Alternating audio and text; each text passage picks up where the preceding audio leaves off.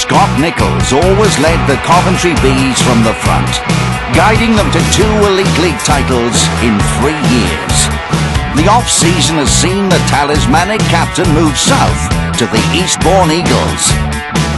With huge boots left to be filled, one man has risen to the challenge of leading the Bees. That man is the British Grand Prix champion, Chris Harris. He does not get any better than that!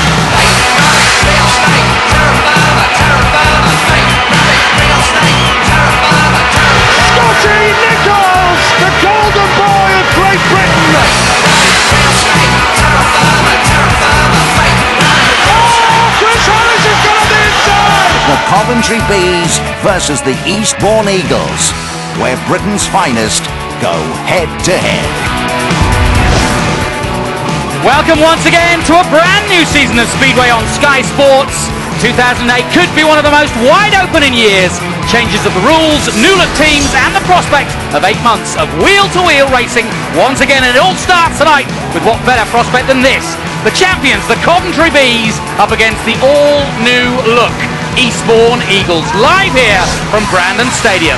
Fantastic crowd as ever for the start of the season, and I'm glad to say the weather is fair here in the Midlands tonight, so they come out in their throngs to see the start of the 2008 season. With me as ever, Kelvin Tatum, and I have to say, Kelvin, 2008 has a special little buzz about it. A few changes over the winter have created a situation where I think the teams and the look of the league looking very exciting. Very much so, and these two teams certainly look exciting in their own rights, and yeah, I'm looking forward to it. We're about to get going with it, and certainly I sincerely hope that we get a very, very competitive league throughout. And hard to call a favourite. Last year perhaps not the same, and of course remember the scenes at the end of last season when Coventry pretty much stormed it at home to take the title. Yeah, it was tied after the first leg. There was just 6 points in it with Swindon winning, but on the return leg the Coventry Bees really were in a class of their own, and they stormed a runaway victory, but thoroughly deserved.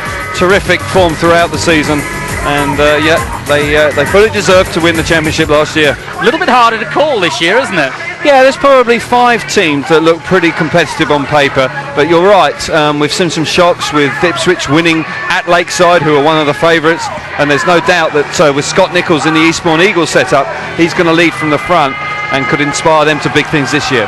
Yeah, big move this for Scott Nichols and for the Eastbourne Eagles. No doubt, it was a shock move. I don't think he was expecting to leave the Bees after such a successful campaign, but he's found himself down on the south coast with the Eagles. Martin Hagan has come in as the new co-promoter alongside Bob Dugard, the owner, and I expect that Scott will be really fired up, particularly tonight.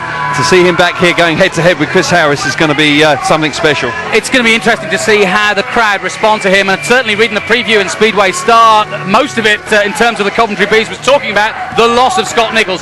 Big loss to them, but the Coventry Bees are going to be strong. Let's take a look at the two teams, starting with the champions.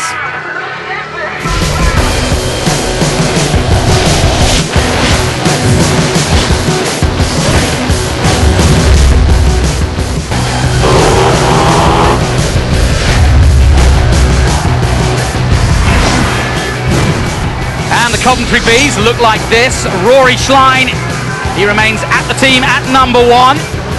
Oliver Allen is at 2. Chris Harris takes over the captaincy at number 3. Billy Gennaro is back. What a point scorer he was last year. Can he be this Superman again this year? Kelvin, this is your man, Simon Stead, the new man in. He is. He's been signed on loan from the Bellevue Aces. Simon's had some injury problems and a downturn in form over the last couple of years, but he loves this track, and I fully expect him to really put his career back on track this year for the Bees. And the two reserves, the youngster from Sweden, Andreas Messing, and Stanislav Bursa at number 7. Yeah, still good looking outfit. Retained the 4 riders from last year, of course, and that continuity should pay dividends, particularly early season. Somehow they've been cute there. They've been able to retain those guys. And once again, with Simon Stead coming in, a strong looking side for this year. And the change of rules has meant that everybody's got a probably better average across the board in terms of their new looks. But Coventry still looks strong. They very much so, and as I say, Simon Stead rides this track particularly well. If he can actually find some really good form away from home, the Bees will be a force in 2008. Well, I'll tell you what, if the Bees are buzzing down on the south coast, they are excited as well, as the Eastbourne Eagles have a completely new look. Here it is.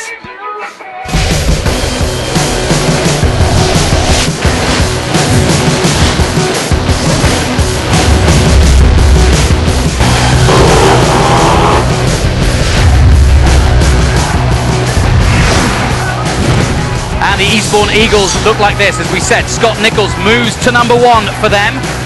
And it's a very good-looking young British side. Lewis Bridger, just one of several riders. Lee Richardson returning to the home, of course, where his father made his name.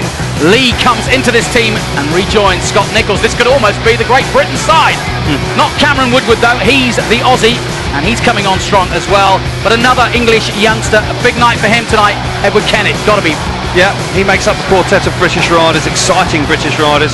He's come back from a year on loan with the Poole Pirates. If Edward could pick up the form he showed at the beginning of last year, then that really will help the new look Eagles onto big and better things. And their reserves, another famous Swede name anyway, but Simon Gustafsson, son of Henke, and James Brundle from Kings Lynn at 7, the youngster. Yep, the top 4 British riders really are key to this side, and if they can really hit top form tonight, then they'll put plenty of pressure on the home side. A lot of press about Eastbourne. Reading the Speedway Star and in the previews, it's always like pre-season, there's a lot written, and you never really know until you get to tonight what's going to happen. But do you agree with the hype, effectively, that Eastbourne have got? I think they may be slightly vulnerable at reserve. I think their 2 reserves will certainly take a few weeks just to really find their feet, but they're a very exciting top 4, and as I've said just previously, if they can hit top form, particularly away from home, then they will pull up a few trees. Okay, 3 points for an away win, so that's going to be a big factor. We'll get to talk more about that. Our team, though, are ready to go, and we've got Steve Johnson out there on the track. Sarah Elgin is down in the pits, as is Chris Louis. Let's first of all turn to Steve. Steve, what's it like down there? Yeah, it's looking really good, mate. Like, the starts are very, very consistent. There's a bit of grip on there, which is nice. Not just at the start line. You run into the corner, you can see where they've harrowed it a fair bit. 1, 2 and 3 are very, very even, but gate 4 looks like there's a fair bit of sand mixed in there. Whether that's sand that's run off the dog track or something, I'm not 100% sure, but be interesting to see how the boys are starting off gate 4, because that's a little bit inconsistent compared to the other 3. But then the track itself looks really, really nice, well prepared, and yeah, it's looking beautiful. Thanks, Steve. We'll let you go, and we'll go down to the pits. And first of all, join Sarah Elgin. What's going on there, Sarah? Thanks, Jonathan. Well, I'm here with the Coventry Bees captain, Chris Harris. Chris, you had a great season last season. You obviously helped Coventry do the treble, British champion, and you were in the British GP in front of 40,000 fans. How are you going to top that this season? Obviously, we can try to equal what we did last year with Coventry. Nice if I can retain the British Championship and obviously go and win Cardiff again, and be nice if I can add on a few more Grand Prix wins there as well. And of course you're against Scott Nicholls tonight. How strange is that going to be? How is life in the Coventry Bees camp without Scotty Nicholls? Yeah, it'll be a bit different, riding teams, and obviously in Scott opposite side of the pit's a bit different, but no, the boys have really rallied around together this year, and we're looking good. Now, even with the dramatic reduction in the point limit, you've managed to retain a few of your riders, a lot of your riders. How much of an advantage is that going to be, bearing in mind that you all know each other so well, when maybe other teams will be struggling to settle? Yeah, we managed to keep most of them. We bought Simon Steddon, he's been going well around here this year, so hopefully he can continue that, and our 2 reserves are slowly getting the grips of being a Coventry Bees. So no, the team spirit's really good like always, and everybody's helping each other out.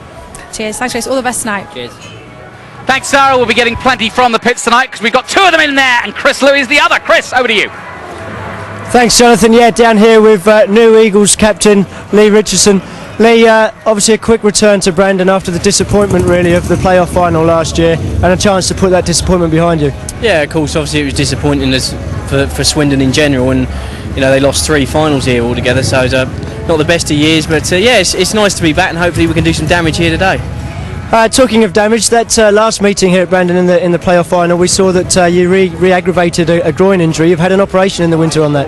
Yeah, I had to have an operation. I had no choice. I was riding with injections to get through that playoff final, and the tendons were absolutely finished in my leg. They were not repairable, so I had them removed, and I've done a lot of fitness training over the winter to rebuild my leg back up, and it feels pretty good.